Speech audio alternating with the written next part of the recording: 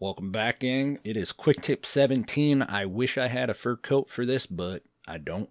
I have like one coat in my whole closet for myself, and it's camouflage. Sorry to disappoint. But welcome to Quick Tip 17 on fur. I think I already said that. This video was shot over a year and a half ago for my Patreon. It's lived there in exclusivity until now. You guys get to see one of my methods for painting fur. This is more or less a kind of quick and easy way to do fur. It's not necessarily like a display quality fur, but it's still effective. It's still very nice, in my opinion, for getting a bunch of fur done quickly and kind of taking it up just a little bit to be on tabletop, I guess we would say. So feel free to leave any comments down below. Check out the video and don't forget to hit the subscribe button. Of course, I'll have all the links for my Twitch show, my retail store, everything, my Patreon, all down below. Feel free to check it out. Enjoy the video. I appreciate you guys watching. Take care. All right, guys. So quick tip on fur. I started off by priming the miniature black, and then I did a down, 70% or 70 degree zenithal of a nice dark brown. I used dark umber to start. The first part's really not anything fancy, just I did a light umber dry brush of the first kind of fur texture, if you will. The big thing to tell you guys is that I'm not going up and down with this because the texture of the fur is going up and down. So if I were to do that, I would essentially be filling in all of these details and these vertical slashes. This is pretty common for a hand sculpted miniature. This is a Reaper Bones mini. Nothing wrong with it. It's just that all the fur texture is very linear, if you will, right? So if I were to choose to dry brush this going back and forth, I would fill in all these recesses. So what I actually did was started from the left shoulder here and came down to the right leg and just dry brushed. And it's not quite overbrushed, but it's not, the paint wasn't so removed that it just barely kissed. I've got a good influence. You can see the difference between the brown up here and the brown over here. So not quite an overbrush, not quite a full-on dry dusted brush, but the base coat part is pretty basic, so I didn't actually show it here. Now I'm going to start bringing in some different tones here, and I used my well palette for this because it makes dry brushing so much easier, but I've got that leftover light umber in there, and I've chosen to go with olive flesh just because it kind of has a little bit more of a worn texture to it, if you will. But I'm going to kind of beat this into the brush with that light umber and turn it into more of a creamy kind of brown tone. Now, I don't have a ton of this mixed up, and that's okay because I'm not going to really dry brush the whole miniature this color. I'm actually going to be a little more selective. Now, I've got my light umber here. I'm actually going to work this into the bristles in the same spot of the light umber because I essentially want to mix more of that brown into the brush, if you will. So then I'll come over here and I'll start removing some of that pigment. Now, unlike the first layer, this layer I do want to be considerably dry, so I am going to remove until it's giving me about that effect, right? Now, I could just go through and re-highlight everything I just did. That's boring. This is already highlighted. I could call this fur and have a nice day. What I'm going to start doing is focusing on the shape of this werewolf's back, right? So this is clearly his quote-unquote mane, and this is his clear mass, Then he's got kind of like the underscruff, right?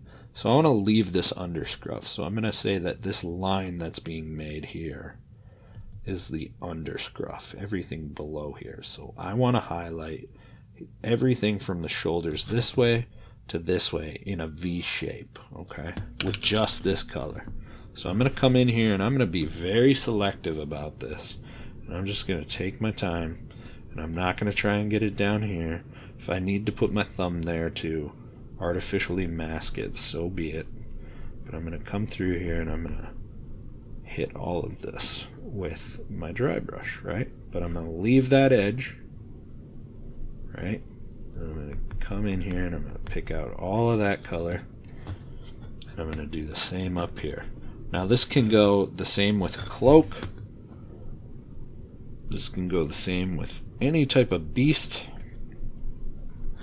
Kind of deciding to break up those colors is a big detail that people forget can be done with fur. This is very common. Like, you'll see a wolf, like he has, it might be a gray or a mottled or a tabby type of wolf that has like a gray line going down the back. It's more of like, people might think it's black, but it's actually a deep, deep dark gray. Then maybe I'm doing his tail and I do the, I don't know, bottom 2/3 of his tail, right? Kind of pick out all that detail on his tail. Leave that top part of his tail. And just kind of kiss the back here. That undertone will still give you the shadow. Now you're just picking out some detail here, okay? So you're not screwing anything up by dry brushing this light color over the dark base tone, right? And if you want, like, he's got a little protruding spine of color here, so you can even kind of highlight that just a little bit. But I'm not trying to get overboard. I'm not trying to get too much into this. I'm essentially just highlighting what's in this little triangle, if you will. And maybe I go and I do his little elbows, whatever. You know, just get in there and work on some color. Now notice, I haven't dipped back into the paint either. There's still quite a bit of paint on this brush. Regardless, it looks like there's nothing. There's still some paint on there, so you know, don't be afraid to work your brush. Get your paint on there. You know, you might come down here and hit his leg a little bit, whatever. I'm not really super focused on the rest of the miniature. I really just want to focus on here. But since I have the paint, screw it. Might as well hit it real quick, right? Why not? And that's really kind of it. We're gonna move on to the next step here. I just want to make sure that I get everything. And I'll see you in the next phase, right? So you got that second color dry brushed on there. We're starting to move in towards the center triangle of his back here. Now I want to bring in an even brighter color. I'm going to switch it up for brown here, and I'm going to highlight with a very light gray, almost God, what do you call this? This wouldn't be slate gray. This would be like, I don't know, granite? I don't know. I'm not a stoneologist. I'm not a geologist, right? But a nice light gray. This is actually light neutral gray from Pro Acryl. Now this brush is the same brush that I used in the last step. I just removed as much of that paint as I possibly could. It's okay to have a little bit of that creamy brown influence in there, but I want to make sure I pick up a lot of this gray so that it takes over the whole brush, right? Now I'm going to remove almost all of that paint. I'm going to go ahead and kind of work this paint into those bristles, and then I'm going to start doing my removal of pigmentation here. And I'm really going to kind of get that out of there. See that brown starting to work its way in there? Once you kind of get to that brown, that's when you know it's time to stop. In fact, I'm going to take just a little bit more of this gray up. And I want that gray to be a part of this, okay? Now, kind of stylize it a little bit. Here's his mane, right? I'm going to take this highlight and I'm going to go right down the middle here. I'm barely going to touch anything out here. And the way I'm going to do that is I'm going to break the rule I told you about in the first step. I'm going to kind of almost go directly right down his back. Just kind of kissing all of this at once here. And then maybe you hit just his tail, tip of his tail. But I want to hit all of this texture going right down the middle of his back. Okay? And kind of hit a couple of 1, 2, 3s on the triangular shape of his scapula area. But literally, I just want to kind of hit that top down, and then maybe I kind of foxtail his tail a little bit. You can do whatever you want with your story here, but I figure that'll be kind of neat. And then maybe just like the very tips of his elbows, because, you know, elbows, I don't know. Just give it its own character, you know, maybe a little bit back here. Nothing too crazy. But we're not done. We are not done, kids. I'm going to kind of intensify this mane a little bit. Yeah, we are definitely not done. So just hold tight. Don't go anywhere, and I'll bring you to the next step. So this next step isn't necessary, but if you want to save some of this detail, then I would suggest you do it. It doesn't have to be done with an airbrush. It can be done outside with a rattle can. I've essentially got gloss varnish in the brush here. I'm going to give it a nice coat. I'm going to hit all of those nooks and crannies here.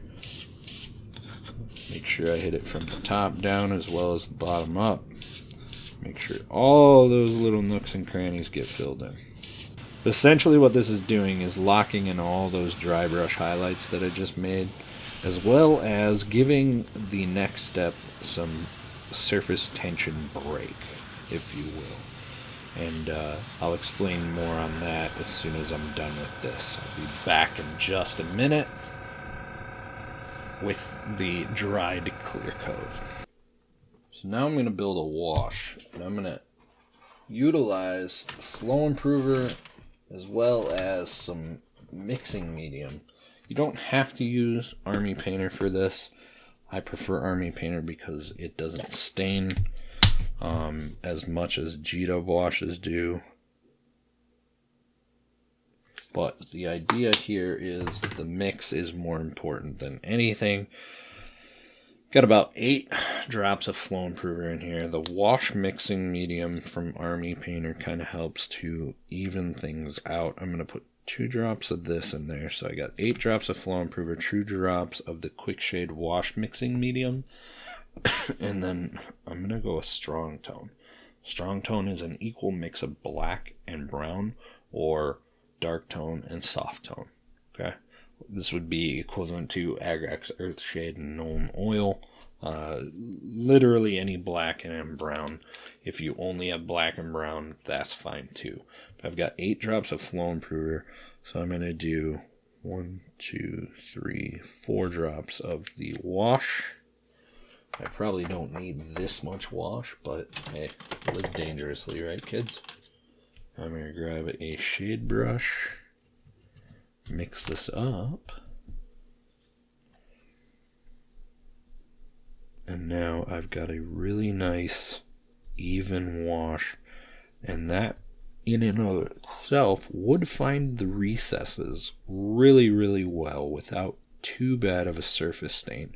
You can see on the side of the cup here, like, it's gonna dissipate, right? But it's still gonna filter slightly over that top coat. Adding that clear coat, that gloss coat to this, is just gonna help break the surface tension of the fluid, aka the wash, that much more, and encourage it to go to the recesses. And I'm not going to lose too much of the intensity of my dry brushed layers. Sorry guys, it's late and I've had a long tiring day, so I'm not going to lose these dry brush layers that I've built up. So I'll grab this wash up and we'll get it on there, and you can see it, like I said, hitting those recesses but not really overwhelming the dry brush layer. And that's exactly what I want. I want it to go into those recesses, reaffirm those deeper patches of fur, but kind of also help to marry the whole thing together, if you will. I want it all to kind of become one. And this isn't the end. We're going to do some more, so stick with me. Now, I would definitely let it sit vertical. Your miniature should sit vertical as it dries with a wash stage so that it all naturally pools towards the bottom. If you do have any major pooling, don't be afraid to come in here and, tap your brush to it and soak up the pooling. We don't want any major pooling. Okay? So I'll be back in just a few. Once the wash is pretty much dry, you're good to go to the next step, which is essentially just a re-dry brushing. This time it's going to be quite light. I only want to bring out the gray this time. I only really want to just pick out that last highlight, if you will. Now I'm going to keep it super, super, super light this time. I'm going to go ahead and get it on my brush, but I'm going to remove virtually all of that color. Okay, so load it up real nice, work it into the bristles like so. And again, I haven't rinsed or done anything to this brush. It's still got pretty much everything I've had from previous steps still on here. A lot of it might be dry now, but essentially I'm just removing all of the paint until you're at about this stage. Okay? And at this point, I'm just going to go ahead and barely dust over the majority of this paint job. Not all of it. I'm going to focus on the center. And notice I'm leaving his shoulders and that kind of triangular area. But this is just to kind of help bring things back, if you will. You can go in a reverse order, and by that I mean like I've done this, now I can come in and I can get some of my light umber again and touch up a little bit. There's nothing wrong with doing any of that. I would just caution you to be careful not to overwhelm too much of your previous work with these subsequent dry brush layers over the top. And if you need to, you can always jump back and forth, right? So now, let's say I want to take some of this light umber, and I come in here and I work them into the bristles and do what I got to do. I come and I take off the majority of the paint, right?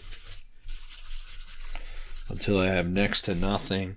Now I can come back down, lightly blend it into each other, if you will. Maybe I kind of start taking it lightly over the top here and just kind of bring that blend back in. Same thing on the tail even. Come back and leave that foxtail view down here. But maybe I bring in some of this light umber just to kind of bring things back to the realm of brown slightly. And then maybe I come back to that gray a little bit, and I've still got plenty of brown on my bristles. And now I'm kind of in the middle ground of like this weird gray brown. This is an organic. Nothing is going to be perfect, so maybe I start working some of that in there and just dusting it, Play around with it a little bit. There's no right or wrong, really. But as long as your fur has that organic texture that you're looking for, it's going to look a little weird on this miniature because of all the skin volumes being so dark. But the idea is to fade yourself out from dark brown fur here to mid-tone fur here to transitioning between gray and brown here to gray. Kind of building that textural color shift, if you will.